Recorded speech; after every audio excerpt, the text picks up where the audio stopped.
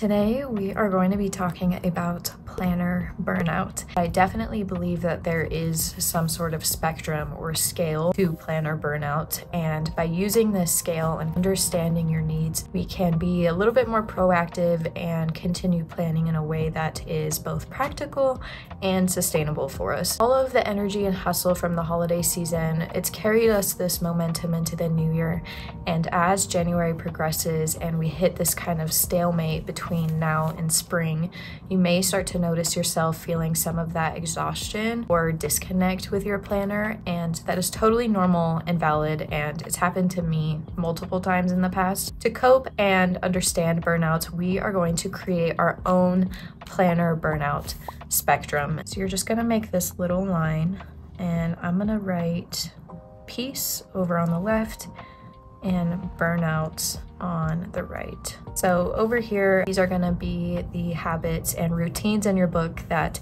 bring you a lot of joy. There's something that you can do continually on a day-to-day basis or weekly basis, and it's something that is very sustainable and functional and enjoyable for you over a long period of time. Over here on burnout, these are the habits or practices or stressors in our book that can cause us anxiety or overwhelm or disconnect from our planners. Any of those routines that cause you that stress, we're gonna put more to the right of the spectrum. We'll use me as an example. I like to break this up kind of into 3 columns, but feel free to place your planner habits and routines wherever. But over here on the side closest to planner piece, the activities that I like to do most in my book are journaling, art, but pretty low effort, any sort of reading journal stuff, and rest, which is usually just taking a break from my book completely or just taking a break from certain activities in here. So in this kind of middle column where it's not really planner piece, but they're not really stressors for me, these routines are gonna be just overall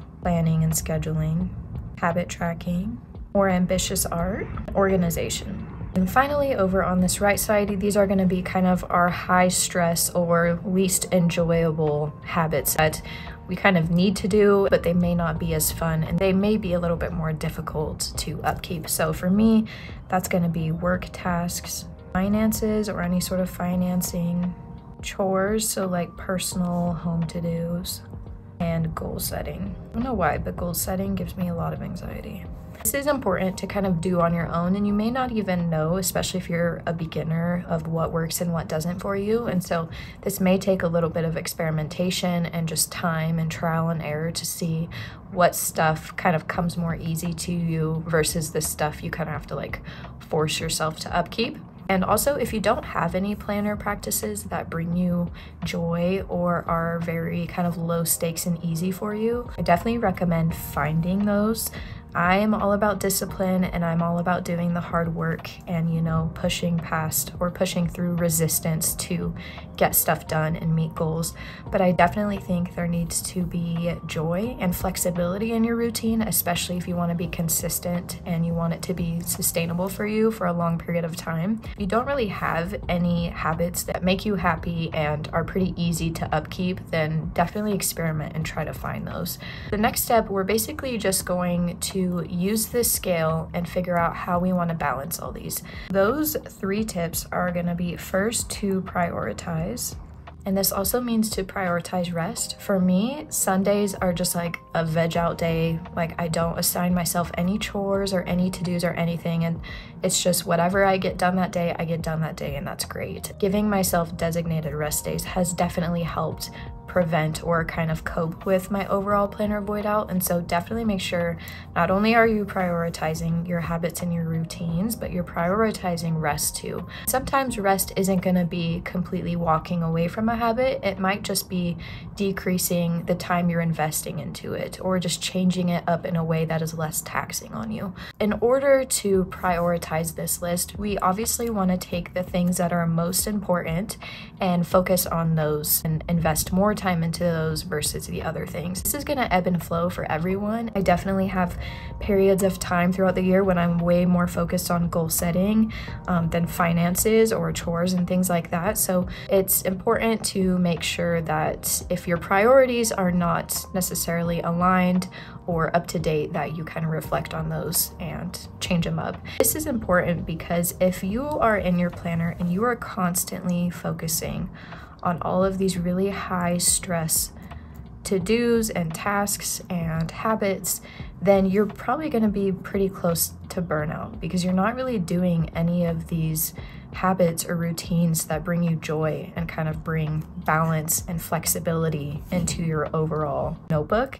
And so when you are prioritizing these tasks, it's important to make sure that you are getting a little bit of everything from the pile. In a perfect world, I would love to 100% be perfect at all of these different aspects of my planning, but I am human and that's just not possible for me, and that's totally fine, and I don't expect myself to be good at all of these 100% of the time. And so checking in with your expectations is huge too. Whenever I'm trying to prioritize my current needs and wants, I like to just take like 2 or 3 of these from each list. So if you were to ask me today what my priorities are, it's probably going to be work to-dos, chores and finances, probably habit tracking, art, journaling, art, and rest. So these are the things that I have been prioritizing in my planning, and you can see I have a good balance and mix of all 3. I have a good mix of things that are very easy and low stakes for me,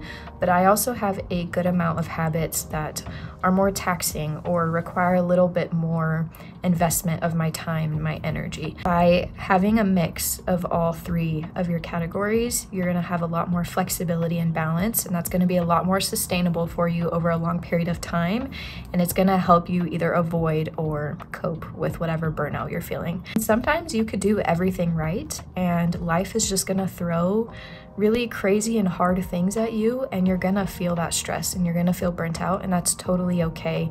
There's definitely things that are way out of our control and, you know, that you never see coming. It's important to remember to just be patient and gentle with yourself and know that you are doing the best that you can possibly do, and that's okay. When we're talking about planner burnout, I'm only talking about the things that are within your control, what you can control in your notebook. After we've prioritized those things, the second tip is just going to be to check in with yourself. I always like to ask myself, and I do a lot of this in my journaling, you check in with yourself, are you doing good? If you are good, great. If you're not good, we need to find the cause of that. And if you're not doing good in your planner, it could be because of this. There could be some sort of imbalance. Whenever I'm checking in with myself and I'm feeling any sort of anxiety or stress, I like to check in with these 3 things, and do I just need to ride the wave? A lot of the times when I am feeling stressed or overwhelmed, sometimes I just need to ride it out and kind of push through that resistance, and I'm okay. But if it's not that, then do we need to seek solutions? This could be an instance where if you're needing to seek solutions, maybe it's reprioritizing, you know, your tasks and your priorities. And then if it's not that, do we need to ask for help? Asking for help in your planner can be difficult because it's so individualized and, you know, it's very intimate, and asking for help is something that I definitely struggle with and I'm trying to get better at. I mentioned it in a previous video, but if you are a member of my channel, you have access to our Discord server. I was never a Discord girly before I started my YouTube channel, but I actually really enjoy the platform because it's super easy to reach out and connect with people within your community. And so if you are someone who is really struggling, or you want inspiration or help, or if you want to share your ideas with others, I definitely recommend joining my channel membership and getting access to that Discord, because it's just a safe space for everyone to ask for help and throw ideas around and just talk about life, you know, outside of planners too. But if I'm ever not feeling good with my planner, I like to walk through these 3 steps. And then lastly is just finding more joy. And if you're a frequent viewer of my channel, I know you're probably sick of hearing the word joy, but it's so, so important. Like I mentioned earlier, I'm all about discipline and meeting goals and, you know, setting expectations. But I do think that providing yourself happiness and joy is going to be a lot more beneficial to you both in and outside of your notebook. And you should enjoy what you're doing in here. And if you open your planner and all it's causing you is stress and anxiety, like that's not ideal and that's not sustainable. And so I definitely recommend, if you don't have a list of planner routines that make you happy or bring you joy, to start including those more. And also finding more joy in these tasks that aren't as fun or a little bit more high stress. I've mentioned it in some previous videos, but when it comes to personal chores, I don't love scheduling those out. I don't necessarily love doing chores, but I found a way to make them fun, and I get a lot of satisfaction. I get like rush of dopamine whenever I check something off my list. And so I have turned my chores into a game with myself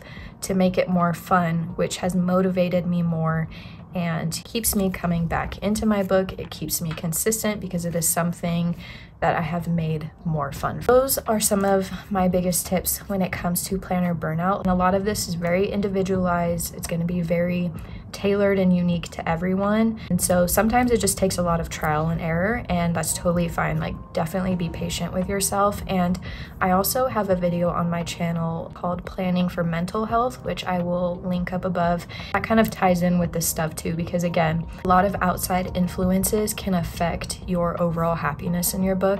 And so in that video, I kind of mention how to navigate those barriers and kind of set yourself up for success. I hope you aren't feeling planner burnout this month, but if you are, I hope some of these tips can help you, and I hope you guys have a great rest of your day, and I will see you in the next video.